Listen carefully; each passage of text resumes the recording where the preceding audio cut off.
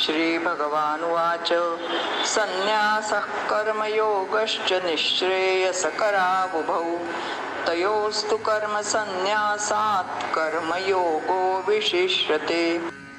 आपण मागच्या भागातच पाहिलं की 4थ्या अध्यायामध्ये श्रीकृष्णांनी पूर्ण ज्ञानाची महिमा वर्णन केली आणि लगेचच शेवटच्या श्लोकामध्ये अर्जुनाला म्हणाले की तू आता उठ आणि संशय बाजूला सारून युद्धाला तयार. त्यामुळे या अध्यायाची सुरुवात अर्जुनाच्या प्रश्नाने झाली. अर्जुन विचारतो की मला एक काहीतरी सांग. एकीकडे म्हणतो की कर्मापेक्षा ज्ञान श्रेष्ठ आहे आणि दुसरीकडे मला मात्र कर्म करायला सांगतो. आता माझ्यासाठी श्रेयस असं असणारं काहीतरी तुम्हाला निश्चित सांग. आपल्याला की नाही नेहमी एक गोष्ट निवडायची असते आणि दुसरी सोडायची असते. अशीच सवय आपल्याला. कारण एक्स्ट्रीमिस्ट होणं हे सगळ्यात सोपं असतं. म्हणजे मी अजिबात जेवणार नाही, कडक उपास, हे अगदी सोपं असतं. कारण शरीराला आपल्या ठराविक वेळेला भुकेची जाणीव होते आणि त्यावेळेला जर आपण स्वतःला दुसऱ्या कोणत्या तरी गोष्टीत व्यस्त केलं तर ती जाणीव हळूहळू नाहीशी होते, ज्याला आपण म्हणतो की माझी भूक मेली. त्यामुळे उपवास करणं अतिशय सोपं आहे, शक्य आहे. पण दर 2 तासांनी जेवायचं आहे तेही सोपं आहे. दर 2 तासांनी 2-2 तास मिळेल ते जे समोर येईल ते खात राहायचं, हे पण सोपं. पण समोर 56 भोग सतत उपलब्ध आहेत, पण त्यातूनही योग्य वेळेला आपल्या शरीराला योग्य असेल तेवढं, पचेल ते तेवढंच खाणं, ही साधना म्हणजे संतुलन आहे. हे संतुलन तुम्हाला आरोग्याकडे घेऊन जातं. तसंच श्रीकृष्ण म्हणतात की कर्मयोग आणि कर्मसन्यास निःश्रेयस करा उभो, म्हणजे दोन्ही करायचं आहे. दोन्हीचं संतुलन तुला सांभाळायचं. ज्याप्रमाणे पक्षाला जर उडायचं असेल तर त्याच्या दोन्ही पंखांमध्ये समान बळ असावं लागतं. एकच पंख त्याने मोठा केला, विकसित केला आणि दुसरा मात्र खुरटलेला राहिला तर त्याला कधीही उडता येणार नाही. म्हणून कर्मयोग प्रवृत्ती आणि कर्मसन्यास योग निवृत्ती याचा बॅलन्स करावा लागतो. म्हणून श्रीकृष्ण म्हणतात की सध्या तू काय म्हणतोयस की मी युद्ध करेन, गुरुजनांना मारेन, त्याने मला पाप लागेल, म्हणजे तू ममताग्रस्त झाला. कर्म बंधनात आहे. तुला स्वतःच्या कर्तृत्वाचा अभिमान आहे आणि त्यामुळे मिळणाऱ्या फलांचा तू विचार करतो. म्हणूनच तुला कर्मयोगाची गरज आहे की चैतन्य शक्तीला प्रगटण्यासाठी आपण एक माध्यम आहोत. त्यामुळे आपल्या वाटेला आलेली भूमिका 100% पार पडायची आणि मग फल जे काही चैतन्य शक्तीने ठरवलेलं असेल ते तयार होईल, त्याच्याशी आपला काही संबंध नाही. ह्या अनुभवाने ज्या दिवशी तू समृद्ध होशील तेव्हा तुझ्या अंतःकरणातले राग, द्वेष, काम, क्रोध, मद, मात्सर्य हे सगळे दोष दूर होतील आणि अंतःकरण शुद्ध होईल. आणि मग त्या शुद्ध अंतःकरणातच ज्ञानाचा, आत्मज्ञानाचा, स्वस्वरूपाचा अग्नी प्रगटेल. पण जसं एखाद्या खेळाच्या स्पर्धेत, समजा सायकलिंगमध्ये गोल्ड मेडल मिळवणं हेच सगळ्यात महत्त्वाचं आहे, बरोबर आहे. पण असं म्हटलं तरी तुम्हाला त्याच्या आधी पायाच्या मसल डेव्हलप कराव्या लागतील, सायकलिंगची रोज प्रॅक्टिस करावी लागेल, योग्य असा आहार घ्यावा लागेल.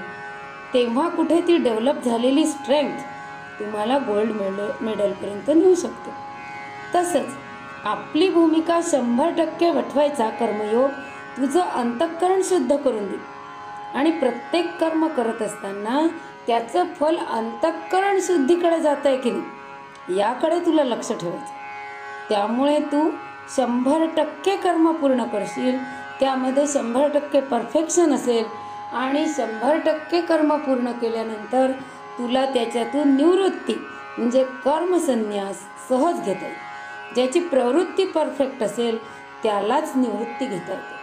म्हणजे जसं एखादी गृहिणी आहे, सून आहे, घरातलं सगळं व्यवस्थापन तिच्याकडेच असतं, सगळ्या छोट्या मोठ्या गोष्टींची जबाबदारी तिच्यावर असते, ती 100% कॉन्सन्ट्रेशनने ती काम करत असते. पण कालांतराने घरामध्ये नवीन पिढी तयार होते. आता त्या गृहिणीची जागा नवीन आलेली गृहिणी घेते. मग या गृहिणीची भूमिका बदलली. मग तिला आता या सगळ्या कामातून निवृत्त होऊन समोरच्या गृहिणीला सगळ्या गोष्टी सोपवल्या तरच समोरची गृहिणी तिची भूमिका नीट पार पाडू शकेल. म्हणजे आपण आपल्या भूमिकेतून निवृत्त होऊन दुसऱ्या भूमिकेमध्ये प्रवेश करतो आणि निवृत्त करताना सहजतेने समोरच्या पिढीला सगळं सोपवता आलं पाहिजे.